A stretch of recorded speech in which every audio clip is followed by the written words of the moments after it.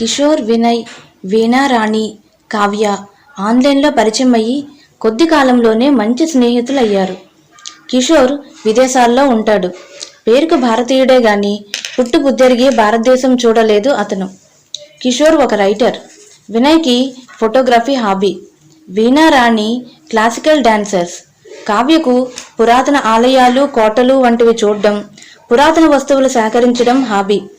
అభిరుచులు వేరైనా మనస్తత్వాలు కలవడంతో మంచి స్నేహితులయ్యారు వారంతా. కిషోర్కు తన మాతృభూమి చూడాలని, ఇక్కడ విశేషాలన్నిటినీ ఒక పుస్తకంగా రాయాలని కోరిక.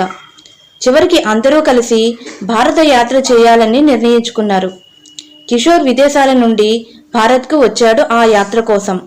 అందరూ కారులో బై రోడ్ ట్రావెల్ చేస్తూ అక్కడక్కడ ఆగుతూ వింతలు విశేషాలు అన్నీ చూడాలని ప్లాన్ చేసుకున్నారు. వారు ప్రయాణం చేయాల్సిన రోజు రానే వచ్చింది. అందరూ ముందుగా అనుకున్నట్టుగానే కారులో తొందరగా పాడవని ఆహారం, ట్రెక్కింగ్ కావలసిన సామాగ్రి, టెంట్లు అన్నీ సర్దుకొని బయలుదేరారు. అలా ఒక్కొక్క ఊరు తిరుగుతూ అక్కడ వింతలు విశేషాలు తెలుసుకుంటున్నారు. కిషోర్ ఇక్కడ సంస్కృతులు, భాషలు, వేషధారణ, ఆహారపు అలవాట్ల గురించి తెలుసుకుంటూ తన పుస్తకం కోసం నోట్స్ రాసుకుంటూ ఉంటే వినయ్ అందమైన దృశ్యాలను తన కెమెరాలో క్లిక్ మనిపిస్తున్నాడు. వీణా రాణి కిషోర్కు హెల్ప్ చేస్తున్నారు. కావ్య తన పురాతన వస్తువుల సేకరణలో పడింది. ఈ విధంగా చాలా కులాసాగా వాళ్ళ ట్రిప్ కొనసాగుతోంది. ఆ క్రమంలో వాళ్ళు రేచర్ల అను ఊరు చేరుకున్నారు. అక్కడ ఒక టూరిస్ట్ గైడ్ ద్వారా వారికి ఒక వింత విషయం తెలిసింది. అదేంటంటే రేచర్లను ఆనుకొని చంపా అనే ఒక దట్టమైన అడవి ఉంది. అందులో ఒక వీరభద్ర ఆలయం ఉంది.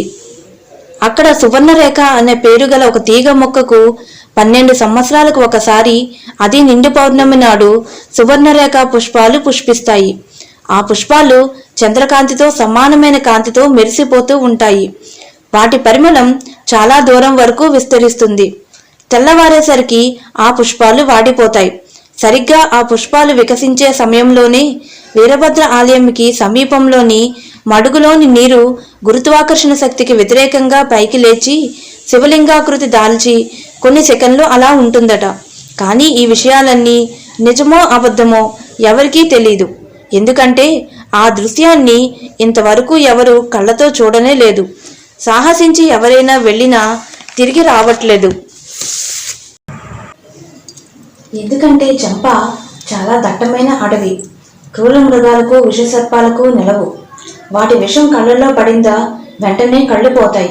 అవి కాటేశాయా క్షణాల్లో ప్రాణాలు గాల్లో కలిసిపోతాయి. సువర్ణరేఖ పుష్పాల పరిమళంకి ఎన్నో నాగులు ఆ ప్రదేశంకి వచ్చేస్తాయి. సహజంగా సాహసాలంటే మక్కువ ఉన్న కిషోర్ అండ్ బ్యాచ్ అపాయాల గురించి ఆలోచించలేదు. అసలు ఆ విషయం నిజమా అబద్ధమా తేల్చేయాలని, ఒకవేళ నిజమైతే ఆ అద్భుతాన్ని ప్రపంచానికి అందించాలని ఆ అడవికి బయలుదేరారు. పౌర్ణమి నాటి రాత్రి కావడంతో నిండు చంద్రుడు ఆకాశంలో ఉన్నాడు. రజనీగంధుని వెన్నెల గంధం అడవంతా ప్రసరించింది.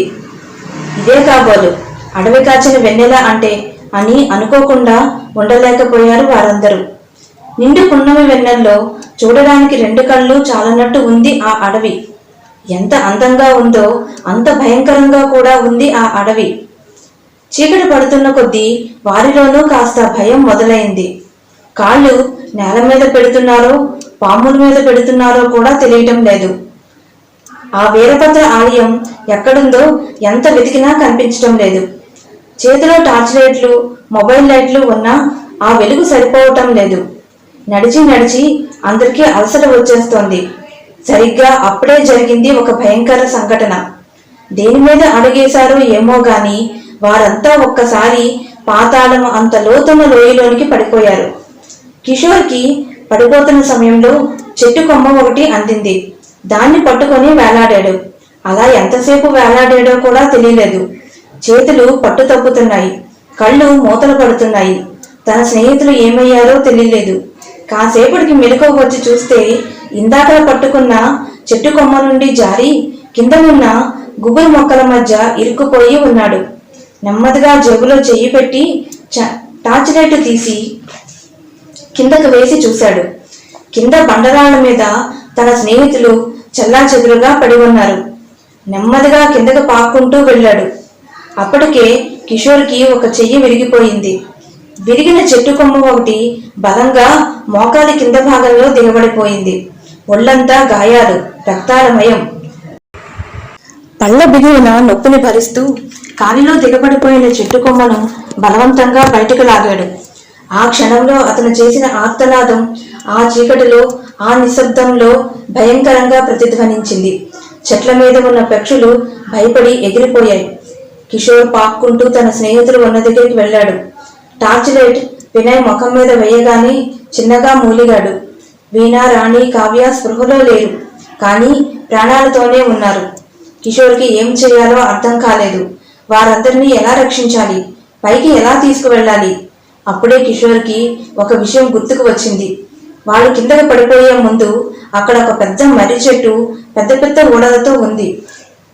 అక్కడే రాళ్ల మధ్య ఏర్పడిన చిన్న గుంతలో కొద్దిగా నీళ్లు కనిపిస్తే అక్కడికి నెమ్మదిగా పాక్కుంటూ వెళ్లి ఆకులతో దోణిలా చేసి నీళ్లు తెచ్చి వినయ్కి తాగించాడు. మిగతా వారు మాత్రం ఇంకా స్పృహలోకి రాలేదు. కిషోర్ నెమ్మదిగా పాక్కుంటూ పైకి వచ్చి మర్రి ఊడల్ని తాడులా చేసి ఒక చివరన చెట్టుకు కట్టాడు. రెండో చివరన పట్టుకొని మళ్ళా కిందకి దిగాడు. ఒక పక్క తనకి ఏమాత్రం సత్తువ లేకపోయినా తన కోసం వచ్చిన తన స్నేహితుడిని ఆపదలో విడిచిపెట్టలేక మరలా కిందకి వెళ్ళాడు. ఒక్కొక్కరిని తన వీపుకు కట్టుకొని పాకుడు పట్టిన రాళ్లపై జారుకుంటూ తన ప్రాణాలను సైతం పణంగా పెట్టి వారందరినీ పైకి చేర్చాడు. చుట్టూ చూస్తే అక్కడే శిథిలాలతో ఒక కట్టడం కనిపించింది. వారందరినీ నెమ్మదిగా ఆ కట్టడంలోకి చేర్చాడు. చూస్తే